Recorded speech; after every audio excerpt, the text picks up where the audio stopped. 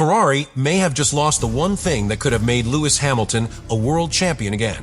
And the craziest part is they spent months secretly redesigning their entire car around it, only for the FIA to step in and prepare a ban that could erase up to half a second per lap from Ferrari's future pace. Half a second.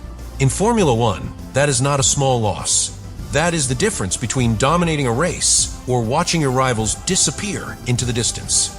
But here is where this gets even more explosive. Mercedes, Red Bull, and McLaren reportedly saw what Ferrari created, rushed to copy it, and now the FIA is moving to shut the whole thing down before 2027.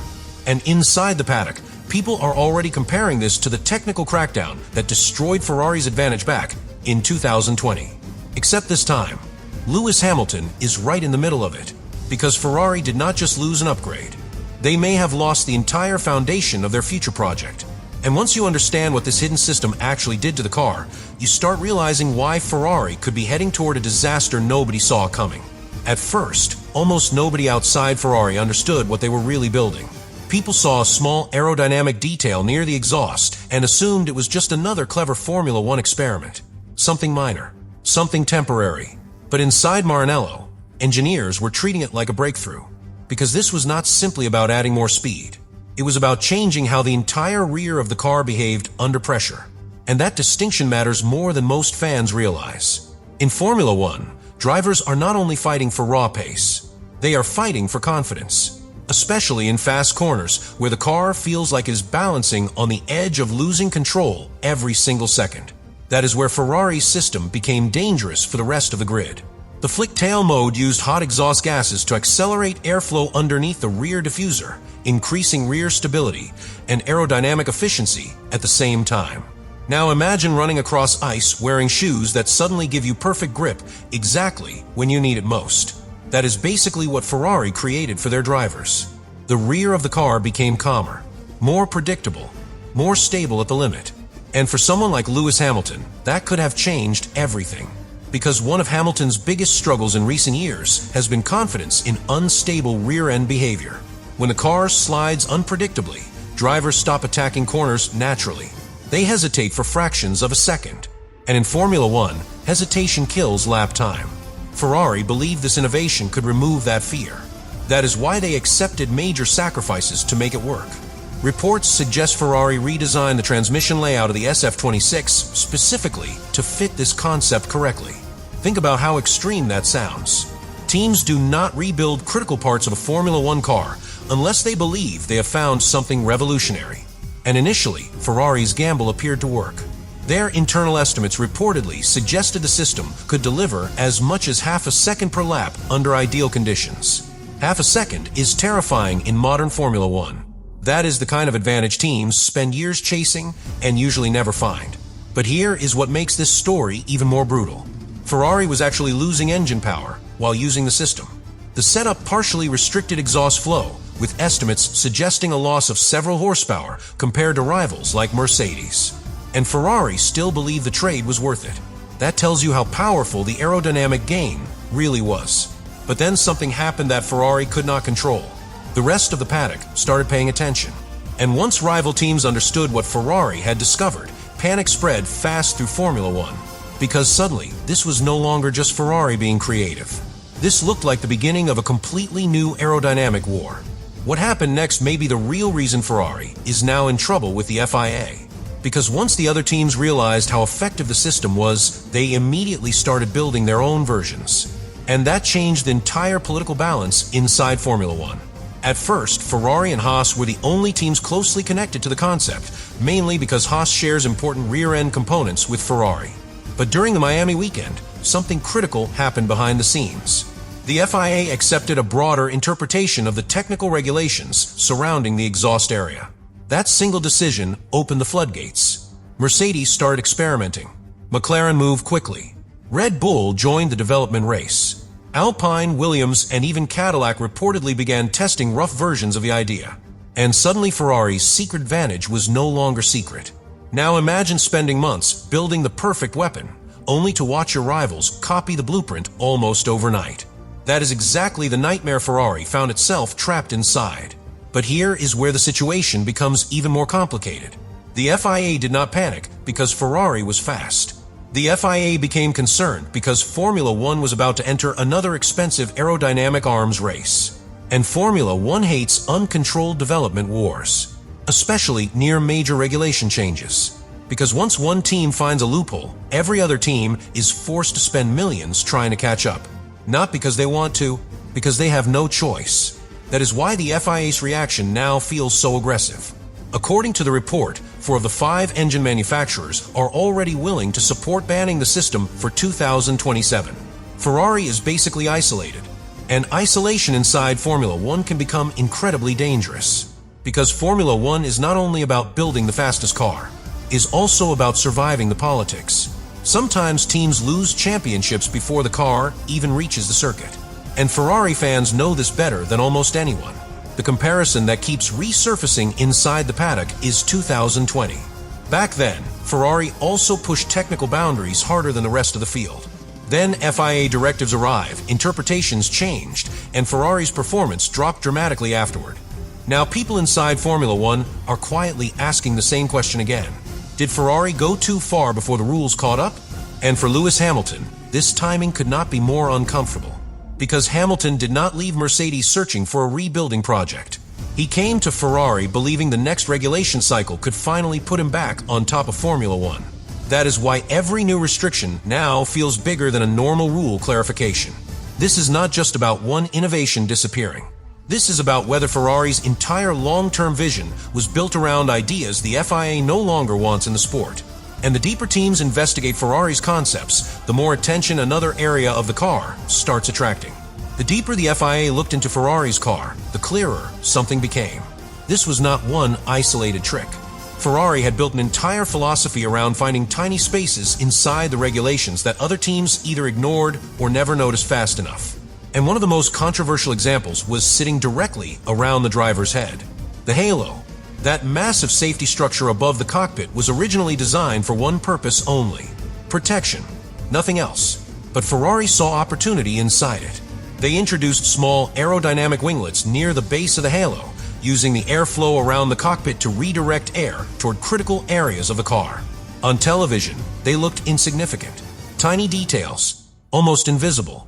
But Formula One engineers obsess over details exactly like these because air is everything in modern racing. Think of airflow like water moving through pipes. A tiny obstruction can completely change where pressure builds and where performance appears. Ferrari understood that better than most teams. And this is where their creativity became almost ruthless. The 2026 regulations introduced a narrower central halo pillar, creating extra space within the legal dimensions. Ferrari immediately exploited that gap. Most teams probably saw safety equipment. Ferrari saw aerodynamic potential.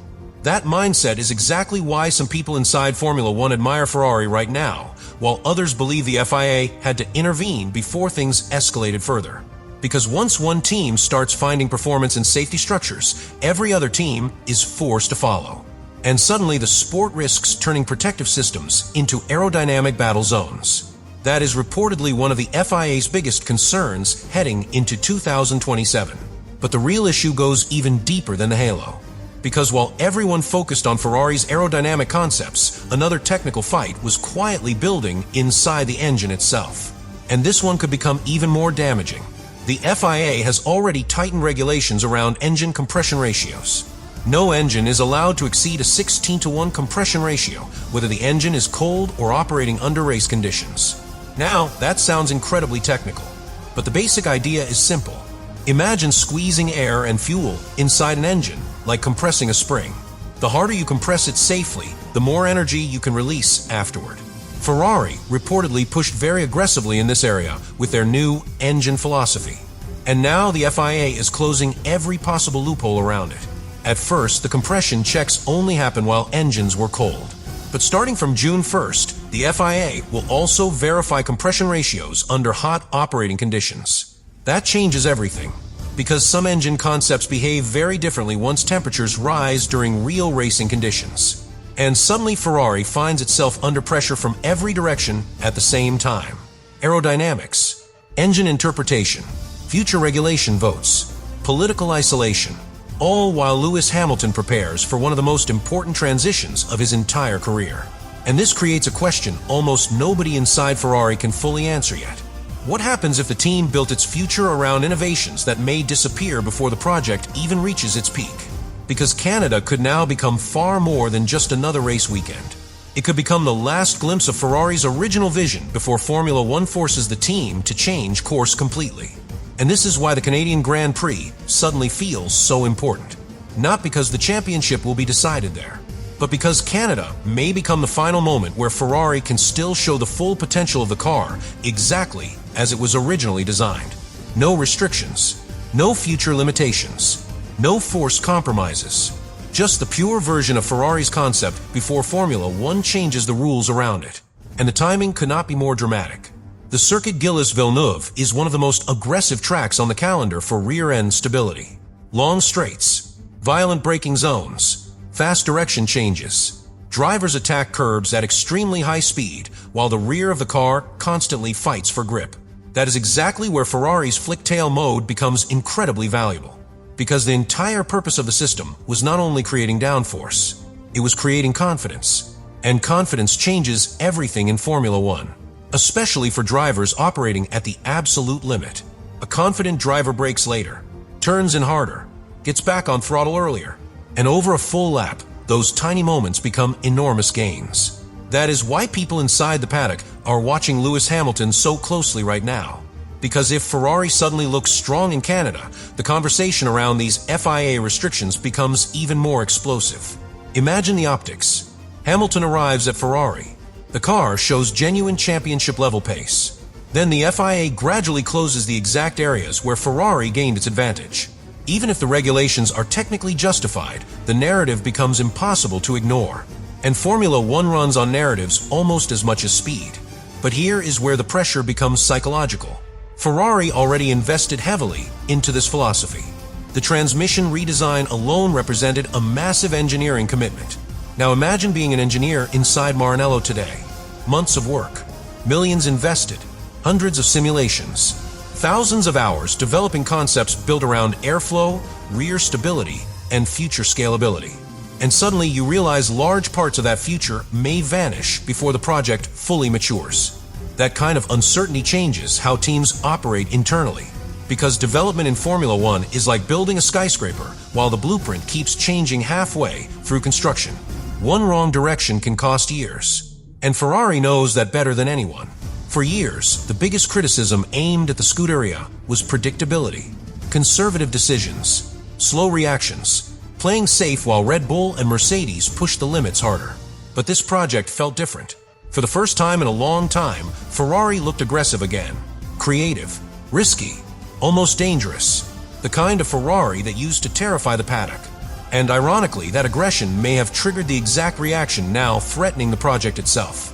Because once other teams saw the potential gains, the pressure on the FIA became impossible to contain.